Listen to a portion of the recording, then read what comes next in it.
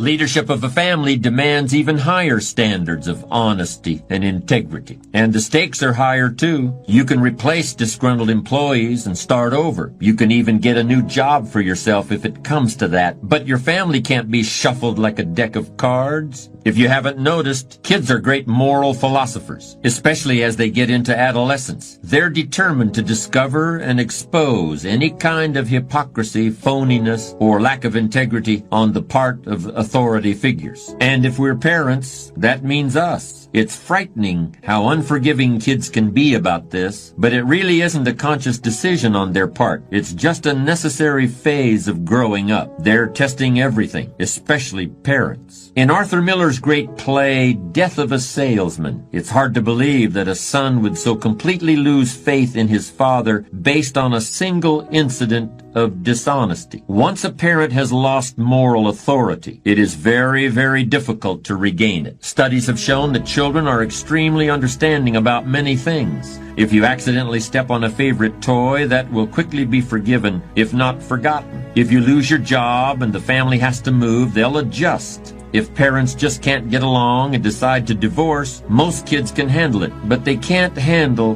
dishonesty. It can take many, many years before that will be forgiven. Many people keep pictures of their kids on their desks. Is it supposed to be a reminder of what they looked like? Is it showing them off for whoever comes into the office? Well, there is an even more important reason those pictures are there, or why they should be there. They're there to remind us of what's at stake when we make the decisions that determine character. And we all make many of those decisions every day. As a person of integrity yourself, you'll find it easy to teach integrity to your kids, and they in turn will find it easy to accept you as a teacher. This is a great opportunity and also a supreme responsibility, because kids simply must be taught to tell the truth, to mean what they say, and to say what they mean. There was something interesting about the Indians of the Southwest and the skills they felt were important for their children to know. Hiding was one of them. In a desert environment where you would think there was nowhere at all to hide except possibly by squeezing yourself behind a cactus plant, the Indian children could literally disappear. And running was another very important ability. Beginning as young as 6 or 7 years of age, Indian children were taught to run long distances while holding a mouthful of water in order to develop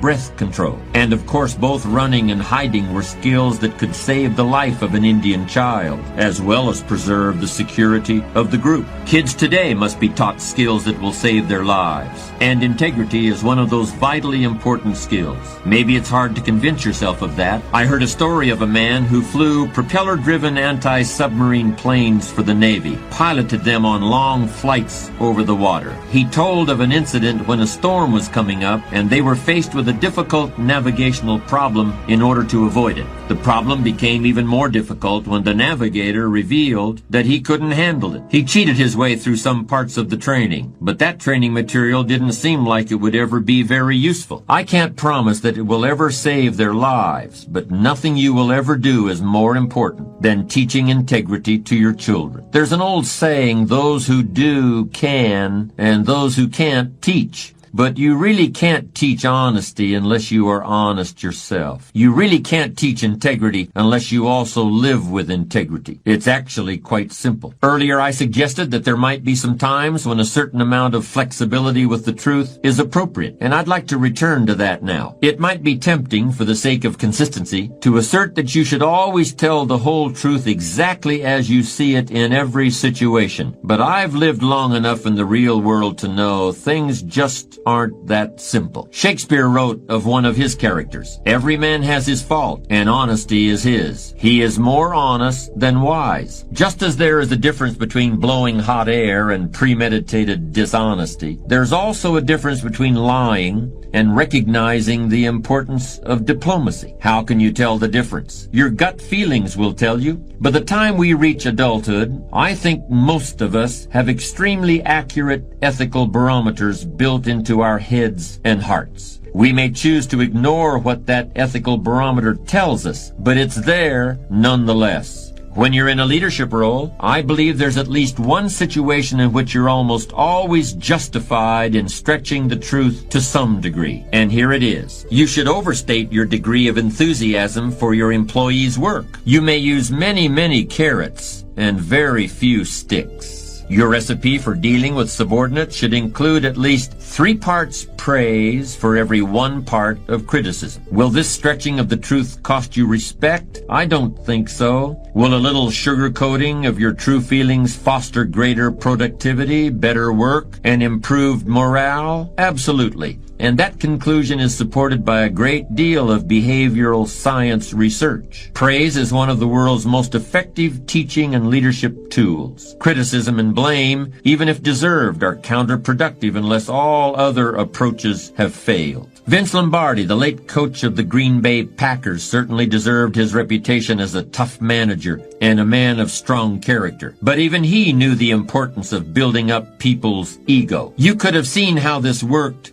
if you had the opportunity to attend the practice session of the Packers during the years when they were one of the most powerful football teams ever assembled. Lombardi had a quarterback from his scout team throwing passes against the first-string defense, and this young quarterback was obviously eager to impress the coach. But after the player had completed 3 or 4 passes in a row, Lombardi seemed anything but impressed. In fact, he seemed quite displeased, and he took the scrub quarterback aside. "What are you trying to do, wreck my team?" Lombardi snarled. "Start throwing interceptions." And you'd better believe he started throwing them. We can call it diplomacy or psychology or just plain flattery, but it often brings out the best in people, and it's the grease that keeps the machine of human interaction functioning smoothly. So honesty is the best policy, but sometimes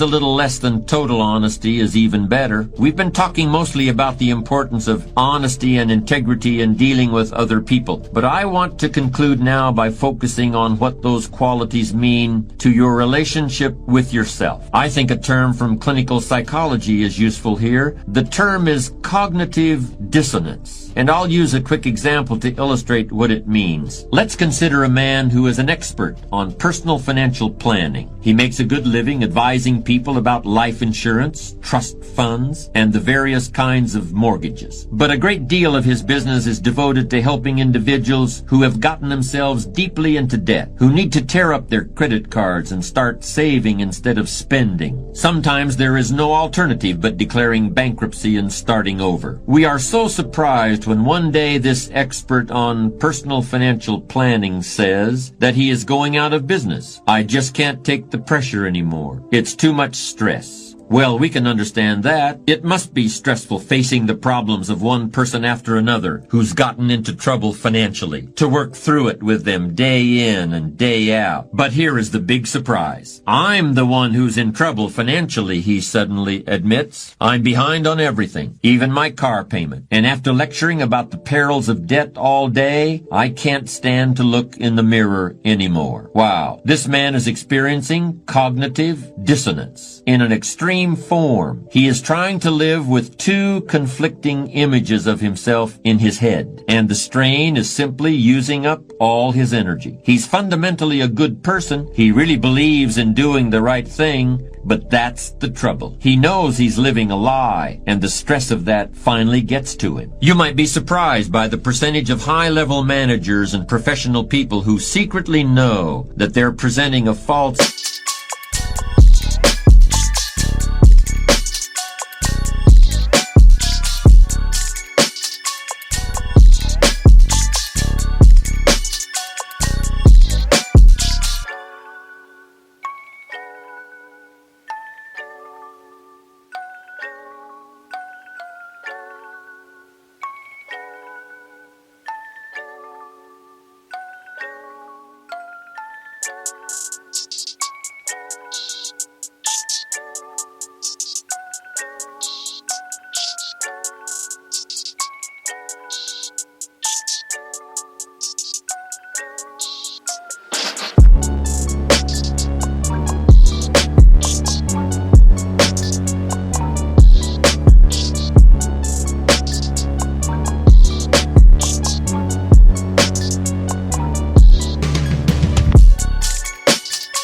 image to the world, the need to keep up appearances, the competition with peers, the pressure to make every year better than the last one. All this can make it very tempting to put on a mask. I'm not talking about just boasting here. I'm talking about creating a real split between what you're telling the world and what you know is the real truth about yourself. All the world's a stage, and to some extent we're all playing roles, but living with honesty and integrity can make it all a great deal easier. This is where ethics and psychology really overlap. Not only is it right to minimize cognitive dissonance, in the long run, it's a lot easier on your psyche.